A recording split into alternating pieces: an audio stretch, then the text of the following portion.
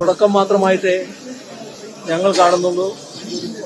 ഈ തരത്തിലുള്ള ഏതെങ്കിലും നടപടികൾ കൊണ്ട് ഞങ്ങളെ തളർത്തിക്കളയാമെന്ന് വ്യാമോഹിക്കേണ്ടതില്ല. ഇവിടെ പ്രകടമായി നമ്മുടെ നാടിന്റെ വികാരവും പാർട്ടി സഖാക്കളുടെ വികാരവും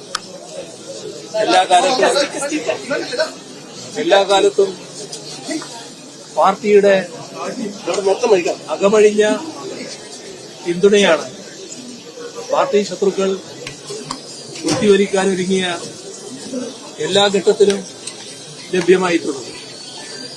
ആ പിന്തുണക്ക് ഒരു കുറവും ഒരു ചാഞ്ചല്യവും ഇല്ല എന്നതാണ് ഇന്ന് സഖാക്കൾ വീണ്ടും വ്യക്തമാക്കിയിട്ടുള്ളത്.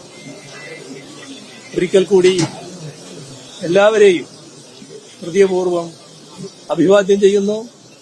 ഏതിനെയും നമുക്ക് നേരിടാൻ ഇതാണ് നമ്മുടെ കരുത്ത്.